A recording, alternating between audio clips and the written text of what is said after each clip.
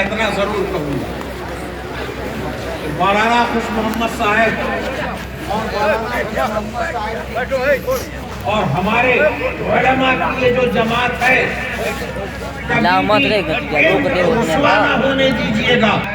ہماری نئی نسل اپنی تاریخ سے بھی واقف نہیں ہے تو تاریخ کے ان سفاک لوگوں پر بھی ان کی نگاہ نہ ہو.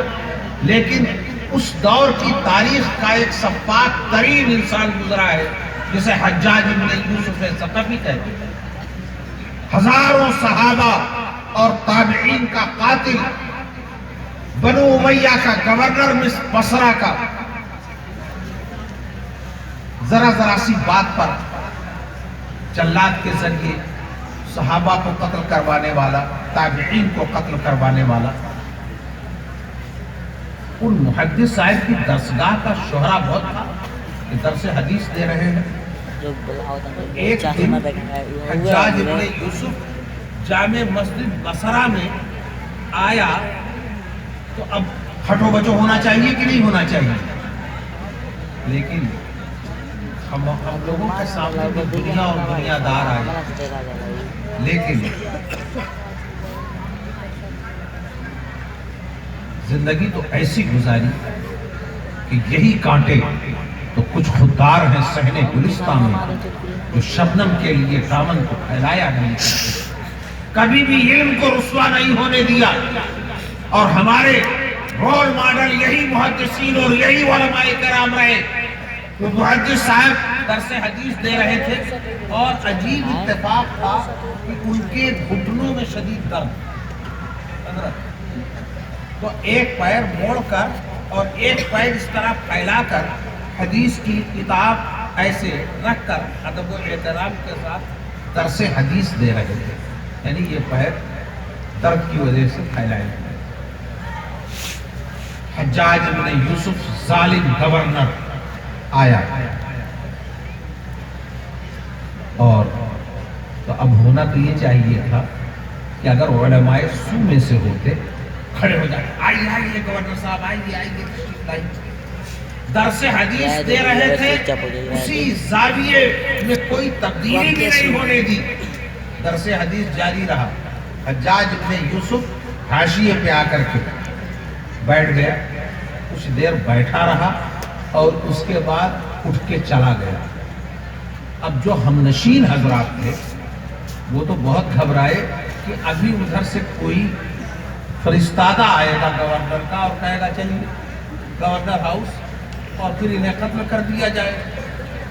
اس کا انتظار کر رہے تھے اور اسی عالم میں دیکھتے ہیں کہ کچھ غلام تشت سر پر رکھے ہوئے جس میں تھیلیاں ہیں اور وہ آئے تو اب لوگ حیرت زدہ کہ کہاں پروانے قتل کا انتظار ہو رہا تھا، یہاں تو عطیات اور نذرانہ آ رہا تھا.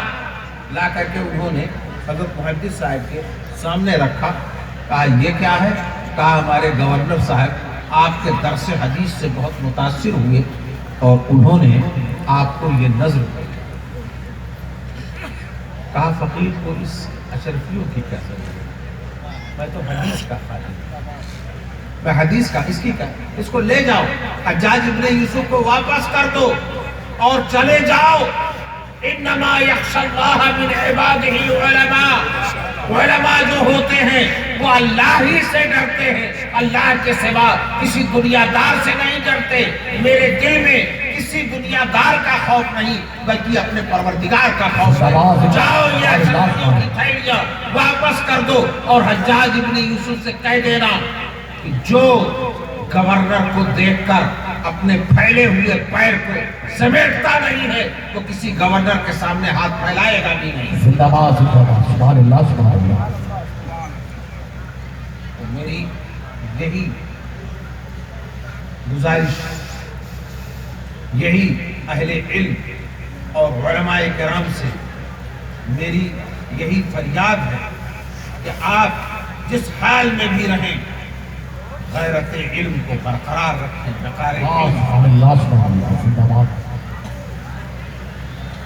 اور آپ تو اس علم کے حامل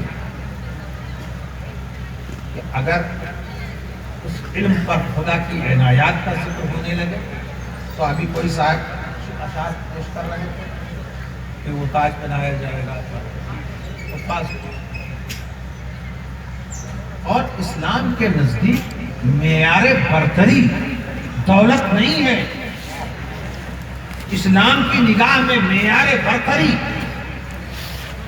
دنیاوی ساز و سامان نہیں.